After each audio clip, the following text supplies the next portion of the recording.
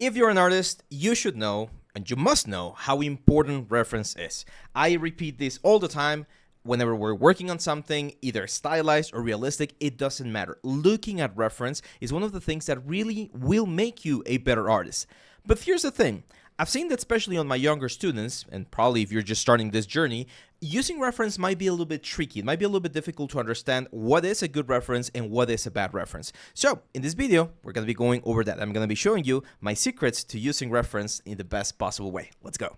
The first thing I want to get out of the way, using reference is not cheating. A lot of people think that if you're using reference and you're referencing, not necessarily copying, but referencing the things that we see in our images, that means that we're cheating because we don't know how to solve it ourselves. And that couldn't be further from the truth. You can look this up in pretty much any career out there, and people are always going to be like checking facts, right? Like understanding the information and using them to inform their work. We need to do the exact same thing as artists. That doesn't mean that every single piece of reference is good, and we live in an age and day where it's getting a little bit trickier and trickier to really find the right reference. What makes a good reference? The first thing you need to understand is a good reference is anything that gives you as much real information as possible.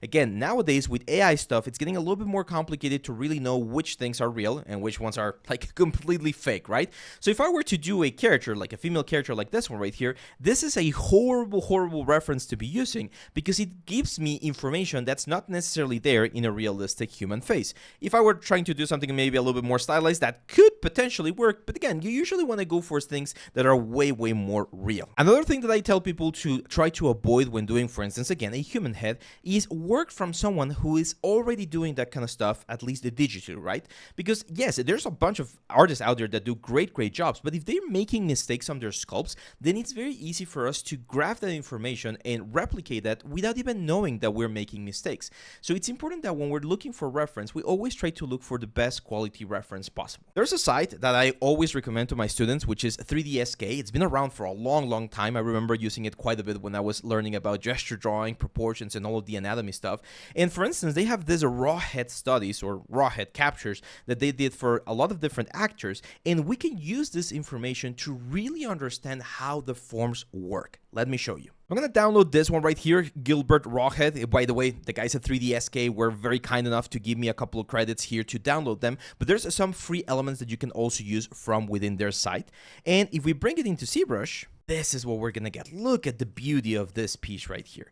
Especially if you're going for hyper-realistic characters, this right here is gold. Why is it gold? Because one of the secrets about reference is that it allows us to really understand how things work. And here's the thing, reference doesn't only need to be to the images. I'm gonna show you how to get that like very nice information out of the images in a second, but even this 3D scans right here can really help you bring that knowledge and that understanding of the forms, of the anatomy, of the muscles to the next level. So here's what I'm going to do. I'm going to grab my Damien standard and let's very quickly try to find just the main masses of the face, right? For instance, I know that right here, we're going to have the orbicularis oculi, which is the muscle that goes around the eyes. And right here, this is where the zygomatic arch would be, right? Like there's the cheekbone right here. And by really looking at it and being able to see where this is, the proportion of where the element is, the distance that we have, it really allows me to understand the forms of the element. Look at this beautiful nasolabial fold. And look at how it looks, right? Like very commonly when we're doing like nasolabial folds, we like to do a very deep groove right there. It's not present in this one, even though this character is not like is specifically young, right? It's not old either, but we're not seeing this like super deep groove on the nasolabial fold, which we normally tend to do as artists. We tend to exaggerate certain things when we don't have this information available to us. I love to see this muscle right here as well. Look at this beautiful orbicularis oris, which gets pushed up because of the chin bone, right? Like the chin bone pushes this up and it creates these little cushions here on the side. So this is all of the information that we can really get. And that's one of the first advices that I want you guys to have right now. Whenever you're downloading 3D models, reference images, texture packs, anything that you're doing for your reference, don't just download it and think that because it's sitting on your Pure file, then now you have the knowledge. You actually have to go through the motion and study and really analyze, try to observe where all of the different things are. For instance, here we usually have another sort of like big mass that goes from the nose all the way to the side of the mouth. And even just by doing these very quick sketches, you can really understand the forms of the faces. Look at the size of the eyes. How many of us have tried doing eyes and make them either way too big or way too small? Well, thanks to this like assets, we can really understand how these things work. Here's another one that I love. Very common mistake that I see my students make, especially with necks, is that they make them or they blend them to the side. So they'll fill this area right here. And when you see them from the side, we got this very weird and ugly looking curve. And that's not what we have in a realistic character. As I always mention, the neck is more like a cylinder. So if we see the cylinder right here, we're going to be able to really understand how the cylinder sort of like gets embedded into the torso, right? Into the back right here. So all of that information we can get from these elements right here. Not only that, of course, we can take this, do a retopology, use it as our main character. Like, there's a lot of uses that we can do for this particular asset. But to me, it's super, super important to be able to see how the proportions and the distances between the elements work. Now, talking about this information and the kind of things that we can extract from this, we've already had a video. You can check that on the channel that's called The 5 Layers of Information. Now, I'm using this image right here. This is from a model named Lexi, and we're using this nose information because, for instance, the area of the mouth, the nose, and the eyes is always a little bit tricky to understand. So I'm going to show you a couple of things that I always look for when I'm studying. Again, it's just studying the reference, not just looking at it and thinking that I know everything. I'm literally going in here and finding the important things. The first important thing for me is silhouette. I always look at the silhouette and I try to simplify the silhouette in very simple planes, okay? Imagine we're doing like a very sort of like low poly retopology of the character, and we want to really capture the main points and the main curvatures of the object. Because if we do this, what we're going to be able to do is we're going to be able to find all of the little things that makes, for instance, this character different to any of the other characters that we have in the world, right? If we just follow the traditional female or male faces like from Loomis, we're all going to get a very similar result, right? But if we really find the information like from this particular reference, we're going to be able to create something that's a lot more unique, and it's going to give you, as an artist, the voice and the expression that's going to set you apart from everyone else. So what do I see here, for instance? Well, normally, again, in the traditional sense, the lower lip should be further back than the upper lip. But in this particular case, I can see that her lower lip, it's a little bit further forward, which is, again, it's an interesting characteristic that can make a character a little bit more appealing, right? What other things do I see? Well, I see that she has a relatively strong sort of like bridge here on the nose. If you go sort of like the Disney style, you're usually going to be going for a very sort of like smooth, sort of like princess-like curvature here on the nose. But in her face in particular, we have a little bit of a stronger face, which I particularly like. I think that's a nice little thing that we could add, again, to our character.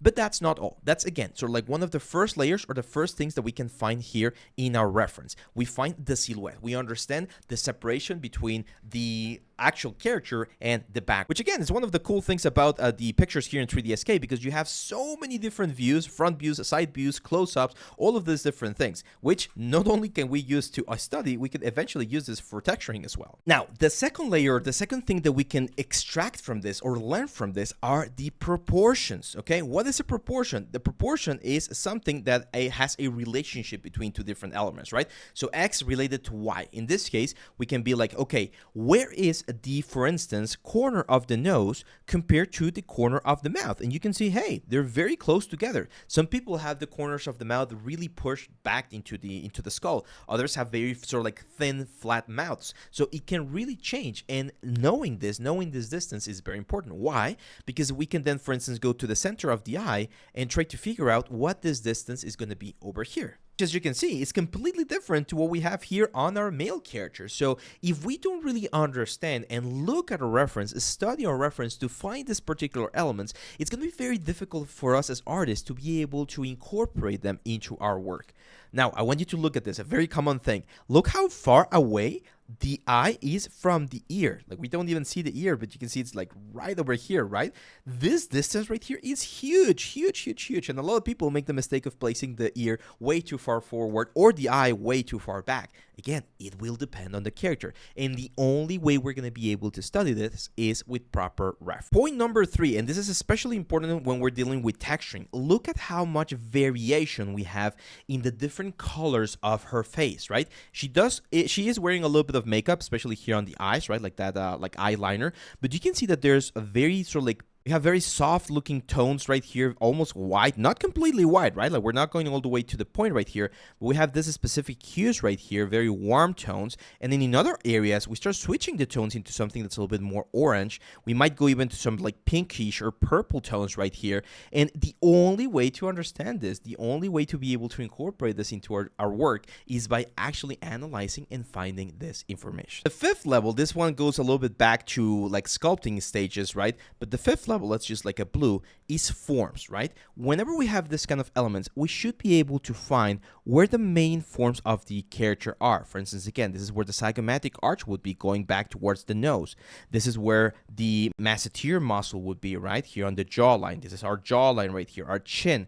So all of those volumes, we need to learn how to analyze them. And this is where having multiple views is really important. This is, for instance, a view that not a lot of people use. Let me download this image real quick. And you can see that when we have a completely different view, we're going to be able to appreciate completely different elements. We can see, for instance, how much curvature we have on the mouth, right? On the previous image, it was a little bit difficult to see how wide or how deep the mouth was actually going. But when we see it from the bottom view right here, you can see that there's actually a very nice shape right there. If you've done traditional sculpture or digital sculpting, you know that when you normally draw this barrel of the mouth, right, which is the portion that gives us this information and brings the mouth into more of a depth perspective that allows us to have more three-dimensionality to the face. Well, that's exactly what we're looking for. Look at all of the freckles, look at all of the imperfections, right? There's a couple of like blemishes here and there, which is fine. This is what makes us unique. This is what makes humans so different. And this is what we need to incorporate into our work. So those points that we mentioned are important because those are points that are very technical and very sort of like study driven that we can utilize or that we can use for our own work. We download the images, we download the scans, and we use those to really understand what's going on and apply that to our work. But here's another couple of things that we can do. Now, we've already talked a little bit about how we can use all of these references for characters, right? But that's not the only thing. Here's another great example. This is from Environment and Texture for Artists, which is another one of the sites. And I was working, for instance, on this gravestone right here, which was for the environment course. Don't worry, it will be coming soon, but not yet, okay, guys? And as you can see, I built this with pretty much just procedural layers here inside of Substance. So we got a couple of like limestone elements and some grunges and rust and stuff like that. It doesn't look bad. I know this could be inside of a game, it's fine, it's gonna work, but it's missing a little bit of that effect, right? So when I look at the reference that we have right here, the first thing I notice is that there's so much more color variation happening on the rocks. Look at all of that variation, right? We got green colors, blue colors, a little bit like lichens and moss. Like there's a lot of different things happening. Now, there's a couple of things that we can do with this ones. We can literally download some of these elements and use them for our own objects, right? Like we could use them as stencils or to generate some masks, or we can just use them as inspiration and understand that, for instance, whenever we see a rock, there will be a little bit more moss on the upper sides of the element, a little bit less on the lower sides because it's going to be closer to where the light is hitting, right? Unless I look at this reference, unless I understand where this is coming from, it's going to be very difficult to really appreciate all that detail. Got this beautiful detail right here. And one more thing that I'm seeing, for instance, is that the moss has a sort of like very contained border, right? Like it doesn't really fade out. We get a very like interesting effect right here. So let's try to mimic that real quick inside of Substance. If I want to make a sort of like a mossy solution or mossy element right here, we can look for a moss material, just this one for instance, and let's get it here on the top. I'm gonna increase the tiling, of course, a little bit, and now let's again take a look at the reference. We're never gonna forget a reference, guys. A lot of people do this as well, and I don't want you guys to be making this mistake where they download the reference and they have again an amazing pure file, but they then don't look at it. They don't really analyze and find out what they need. And what do I see here again is these are like bundles, very, very like close borders on the different areas of the moss. So I'm gonna start by adding here a black mask, and I want to start with a fill layer. I'm gonna use a generator. Light generator, so it hits from the top. Gonna make it a little bit stronger. As you can see, all of the upper areas of the element are getting this sort of like hit. I'm gonna bring the light attenuation all the way down so that we get moss on all of the upper sections, right? So that's already giving us something that looks quite interesting because we're getting a little bit of moss on all of the faces that will be pushing towards the top. But now we need to break it down again to follow our reference and find that very nice, interesting effect. So I'm gonna use a fill layer here. And on the fill layer, I'm going to look for something like moss. Okay, and as you can see, we got this grunge concrete moss medium, grunge concrete moss small. I'm going to use this moss medium right there. And we can play a little bit with this. For instance, we can increase the contrast, right? We can play a little bit with the balance to get like bigger patches of effects. And then, as you know, we can multiply this to start breaking up this silhouettes a little bit more. Like I really like what we're getting right there, for instance. And once again, we can go back here and play a little bit more with this effects. This is not where our job ends though. At this point, I would definitely add a new paint layer right here. And again, using a brush that gives me a little bit more control over the borders, something like this charcoal full frame, for instance, I can start breaking out or adding a little bit more moss on certain areas to make this look more natural, right? Remember, the artistic hand, like using our reference and us deciding where these things are going to be, will always be the thing that's gonna make our stuff stand out. Because if you just use generators and if you just, like, again, don't look at your reference, don't do any studies and stuff like that, then your stuff is gonna look exactly the same as everyone else's. So it's very, very important that we always take the time to really incorporate a little bit of our own artistic decisions in these things. How are we going to make these artistic decisions? With the reference, of course. That's the secret, guys. That's the secret to having a really, really, really nice thing in our projects, in our portfolios, in everything that we do. There we go. So look at how much more interesting this tombstone looks now once we've incorporated something that we've learned from our reference. That, my friends, is the formula to success. Now, here's a very good example on why studying these textures is so important. Every time someone asks me, hey, how can I do an eye for a character? Yeah, the simple question is just go in Google, look for eye texture, and you can get some of these textures right here, which are gonna look okay. But look at the difference from quality that we have on this one right here to this one right here. This is using a technique, I believe, cross-polarization. And what they do is when they take these pictures, they use special lenses on their cameras to pretty much remove all of the gloss information, all of the reflection information from the elements and give you as flat as possible of an image. So this one right here, again, this is gold, like just one credit here and I can get this very nice texture. And we can use this to build a lot of things. If you know how to use Substance Sampler, for instance, we can get this into a normal map, a displacement map, a height map to use inside of ZBrush, inside of Substance, everywhere. And I want you to look at all of the color variation that we have right there. It's just beautiful, all of the little veins, everything. Also take a look at the color variation that we have around the eye, all of those purple tones, the yellow tones. We talk about this on the Substance Painter course, right, when we're doing skin. Well, this is exactly why, again, and I'm not gonna get tired of repeating this, knowing how to analyze and find this reference is so important. Look at the eyelashes. Oh my God. When I'm placing eyelashes, and this is actually a mistake that I did on my past character, on Dor, the dwarf, I actually did them completely straight. And now I'm seeing this, I hadn't noticed before, that there's different layers to them. So they're not in like a single line, they're more like in like several rows. That's the kind of stuff that as you study more and more, as you gather more of these references, you're gonna be able to get into your internal sort of like brain library, and you won't need it as much as you get better and better at it, but it's always a good idea to come back and look at it, because there's another difference that I see right here. Look at the density between the upper eyelashes and the lower eyelashes. Look at the thickness of the hair. The hairs right here are a lot thicker compared to the hairs that we have right here. So if we were doing, for instance, an X-Gen description, we would need to have a different variation in thickness depending on if we're doing upper eyelashes or lower eyelashes. So using textures like what we did here with the tombstone, or like what we're doing here to analyze a very nice iris here on a character, super, super important. Now, let's go to the final one that I want to show you.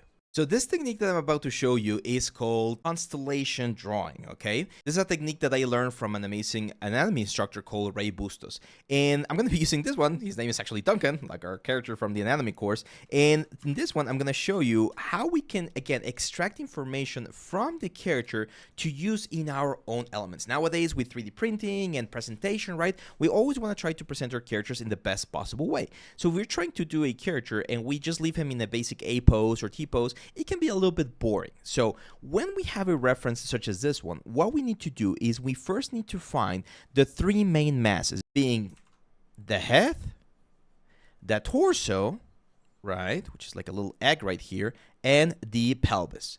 Now, the torso will always have a direction. That direction is going to be followed by the sternum. That's very, very important. And we can find where the ribcage border is, which is going to give us this particular shape right here.